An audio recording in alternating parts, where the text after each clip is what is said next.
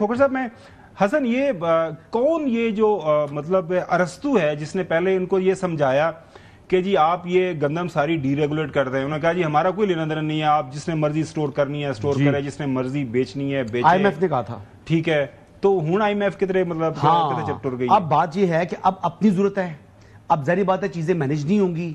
Import کرنی پڑے گی، گودام کے اندر جو گندم تھی کالی ہو رہی تھی بیچ دی اور گندم خریدی نہیں۔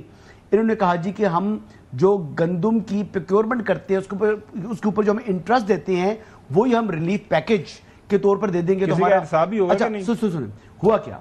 ہوا، یہ کہ یہ اب تباہی آ گئی ہے، لیکن میں اب ان کی عقل کے اوپر میں پھر سوچ رہا ہوں کہ مطلب کیا کروں، ماتم کروں کہ 10,000 لوگوں کو آپ لگا کر سروس کرا رہے ہیں اور جو مر رہے ہیں ان کو تو بچاؤ، پہلے بندوں کو بچاؤ یار۔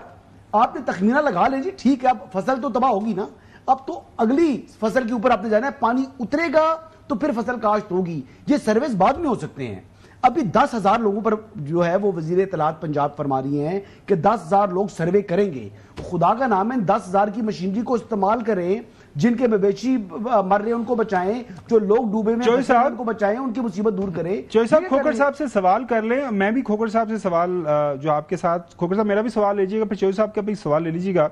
لائف سٹاک کو بڑا سیریس خطرہ ہے اس وقت، میں آپ کو بتا رہا ہوں کہ جو ہے جو مال مویشی بچ گیا ہے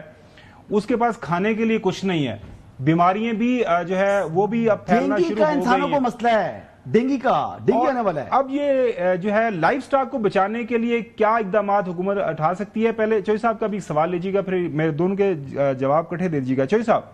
آپ یہ بتائیں کہ آج کیا کریں؟ آج کیا کریں؟ جو رو پیٹ رہے ہیں، جو بندوں پر بیٹھے ہیں، جو پانی میں پھنسے ہیں، جو اپنے گاؤں اور ان کے دیہات اور ان کی ساری فصلیں اور ان کے سارے جی کھوکھر صاحب ابھی تو ہمیں ہیلی کاپٹر اپلائی کریں، جو کرنا ہے کرو، ان کو تو بچاؤ پہلے۔ ہم اس بات پہلی بات تو یہ ہے کہ ہم اس چیز کی تائید کرتے ہیں کہ فوری طور پہ زرعی ایمرجنسی کا نفاذ کیا جائے۔ دوسرا یہ ہے کہ جو لوگ وہاں پہ بیٹھے ہیں ان کو ریسکیو کیا جائے، ریسکیو کرنے کے علاوہ ان کے کھانے پینے کو پورا ارینجمنٹ کیا جائے۔ اس میں